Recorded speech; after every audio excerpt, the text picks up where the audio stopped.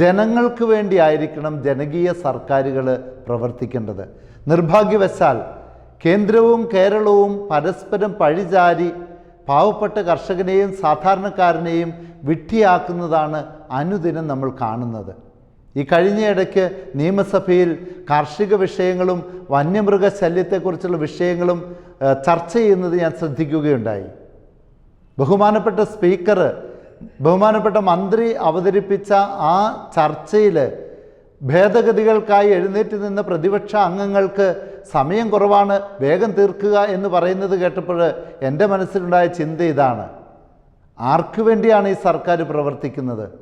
ഇവിടെ കർഷകനും സാധാരണക്കാരനും വേണ്ടി അവൻ്റെ ജീവന് പ്രതിസന്ധിയാകുന്ന ഘട്ടത്തിൽ ആ വിഷയം ചർച്ച ചെയ്യുവാൻ വേണ്ടത്ര സമയമെടുക്കാൻ പോലും ഇവിടുത്തെ നിയമസഭയ്ക്കും രാജ്യസഭയ്ക്കും ലോകസഭയ്ക്കുമൊന്നും സമയമില്ല എന്ന് പറഞ്ഞാൽ വോട്ട് ചെയ്യുന്ന സാധാരണക്കാരൻ ചിന്തിക്കണം, നമ്മൾ ആരെ തിരഞ്ഞെടുക്കണമെന്ന്.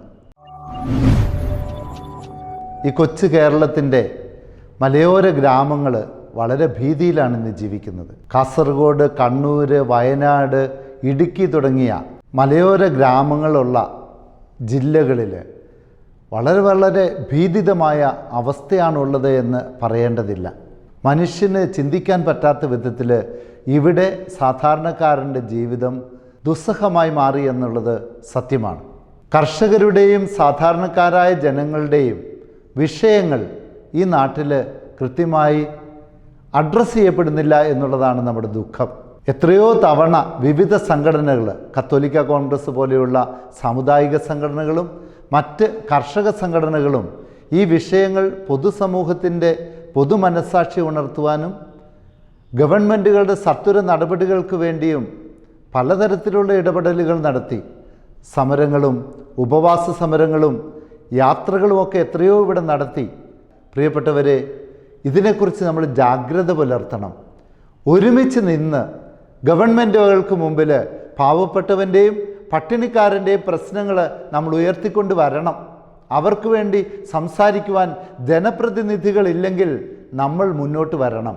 ഈ കഴിഞ്ഞ ദിവസം ഒരാൾ എനിക്ക് കത്തെഴുതി, അച്ഛാ, സമാനതകളില്ലാത്ത പ്രശ്നങ്ങളാണ് ഈ നാട്ടിൽ അരങ്ങേറുന്നത്, ഞങ്ങൾക്ക് മുന്നോട്ട് പോകുവാൻ സാധിക്കാത്ത സ്ഥിതിയായി, അന്തിമ പോരാട്ടത്തിന് നമ്മൾ ഒരുങ്ങണമെന്ന് ഒരു മനുഷ്യൻ എനിക്ക് വാട്സപ്പ് മുഖേന കത്തെഴുതി. ഏത് സമരത്തിനും എന്ത് പ്രതിരോധത്തിനും ഞങ്ങൾ കൂടെയുണ്ട് എന്ന് എഴുതി. എന്താണിത് കാണിക്കുന്നത്? ഇവിടുത്തെ സാധാരണക്കാരായ മനുഷ്യർ പൊറുതിമുട്ടിയിരിക്കുകയാണ്.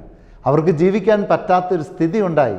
ഈ പാവപ്പെട്ട മനുഷ്യരെ ഈ മൃഗങ്ങൾ ആക്രമിച്ചിട്ട് അവർക്ക് ജീവിക്കാൻ പറ്റാത്ത സ്ഥിതി ഉണ്ടായിട്ട് ഇവിടുത്തെ ഗവൺമെൻറ് അതിനെതിരെ ഒരു നടപടിയെടുക്കുന്നില്ല എന്ന് പറയുമ്പോൾ അത് വളരെ പ്രതിഷേധാർഹമാണ് എന്ന് നമ്മൾ ഉറക്കെ പറയണം. ഇവിടെ പൊതുവായി പറഞ്ഞു കേൾക്കുന്ന ഒരു പരാതിയാണ്, സാധാരണക്കാരായ ആളുകൾ വനം കയ്യേറിയതുകൊണ്ടാണ് വന്യമൃഗങ്ങൾ ജനവാസ മേഖലയിലേക്ക് ഇറങ്ങുന്നത് എന്ന്.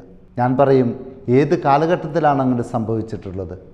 സാധാരണ ആളുകൾ കുടിയേറ്റത്തിൻ്റെ കാലഘട്ടത്തിൽ പോലും പണം കൊടുത്ത് സ്ഥലം വാങ്ങിയത് ആ നാട്ടിൽ അധിവസിച്ചിരുന്ന മനുഷ്യരിൽ നിന്നാണ്. അധിനിവേശം ഉണ്ടായിട്ടുണ്ടെങ്കിൽ അത് കണ്ടുപിടിക്കാൻ ഗവൺമെൻറ്റിന് ബാധ്യസ്ഥതയുണ്ട്. അതിനെ ആരും സപ്പോർട്ട് ചെയ്യുന്നില്ല. കഴിഞ്ഞയിടയ്ക്ക് ഒരു ചാനൽ ചർച്ചയിൽ പങ്കെടുത്തപ്പോൾ ഈ കാട്ടിലുള്ള മൃഗങ്ങൾ നാട്ടിലുള്ള മനുഷ്യരെ ആക്രമിക്കുന്ന സ്ഥിതി എന്തുകൊണ്ടുണ്ടാകുന്നു എന്ന് ഞാൻ ചോദിച്ചു. അപ്പോഴൊരു മൃഗസ്നേഹി പറയുകയാണ്, ഈ ലോകത്തിൽ മനുഷ്യനുള്ളതിനേക്കാൾ അവകാശം മൃഗങ്ങൾക്കുണ്ടെന്നുള്ള മട്ടിലാണ് അദ്ദേഹം സംസാരിച്ചത്. ഞാൻ ചോദിച്ചു, ഒരു മനുഷ്യജീവനും ഒരു മൃഗജീവനും തമ്മിൽ നേർക്കുനേർ വന്നാൽ ആരുടെ ജീവന് നിങ്ങൾ പ്രാധാന്യം കൊടുക്കുമെന്ന്? പ്രിയപ്പെട്ടവരെ, കപട മൃഗസ്നേഹികളെ നമ്മൾ തിരിച്ചറിയണം. കാട്ടുമൃഗങ്ങൾ കാട്ടിലാണ് വസിക്കേണ്ടത്. അവർക്ക് വേണ്ട ആവാസ വ്യവസ്ഥ വനമാണ്. അവർ പുറത്തിറങ്ങി ജനവാസ മേഖലയിലല്ല വസിക്കേണ്ടത്. ഞാൻ മനസ്സിലാക്കുന്നത്, ഇവിടുത്തെ കാട്ടുമൃഗങ്ങൾ എന്തുകൊണ്ടാണ് പുറത്തിറങ്ങുന്നത്? അവരുടെ എണ്ണം ക്രമാതീതമായി വർദ്ധിച്ചിരിക്കുന്നത് കൊണ്ടാണ്. വിദേശ രാജ്യങ്ങളിലൊക്കെ ഇങ്ങനെ പരിധിയിലധികം ഈ മൃഗങ്ങളുടെ എണ്ണം വർദ്ധിക്കുമ്പോൾ അത് സന്തുലിതാവസ്ഥ പാലിക്കുവാൻ വേണ്ടി ഗവൺമെൻറ് അനുവാദം കൊടുക്കും. ഈ പരിധിക്കപ്പുറം വളർന്ന മൃഗങ്ങളെ ഇല്ലായ്മ ചെയ്യുവാൻ, അതിനെ ഉന്മൂലനം ചെയ്യുവാനുള്ള അനുവാദം കൊടുക്കും. എന്തുകൊണ്ട് ഇവിടെയും അത് ചെയ്തുകൂടാ? ഈ ഭീകരാന്തരീക്ഷം സൃഷ്ടിക്കുന്ന മനുഷ്യജീവന് ഭീഷണിയാകുന്ന മൃഗങ്ങളെ കൊല്ലണമെങ്കിൽ അനുവാദം ലഭിക്കണമെങ്കിൽ തിരുവനന്തപുരത്തു നിന്നും അതുപോലെ നഗരത്തിലുള്ള ഓഫീസുകളിൽ നിന്നും എത്തണം.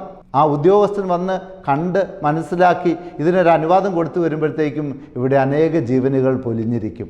ഗവൺമെൻറ് തന്നെ ഈ ആവശ്യം നടപ്പിലാക്കട്ടെ. മൃഗങ്ങളെ കൊല്ലണമെന്ന് പറയുന്നത് വെറുതെ കാട്ടിൽ കയറി മൃഗങ്ങളെ കൊല്ലണമെന്നല്ല നമ്മൾ പറയുന്നത്. മനുഷ്യജീവന് ഭീഷണിയാകുന്ന വിധത്തിൽ ജനവാസ കേന്ദ്രങ്ങളിൽ വിഹരിക്കുന്ന, നിയന്ത്രണമില്ലാതെ വിഹരിക്കുന്ന കാട്ടുമൃഗങ്ങളെ കൊല്ലുക തന്നെ ചെയ്യണം. ജനജീവിതം ഇവിടെ സുഗമമായി മുന്നോട്ട് പോകണം. ജനങ്ങൾക്ക് സുരക്ഷിതത്വം ഉണ്ടാകണം. അതാണ് ഞങ്ങളുടെ ആവശ്യം.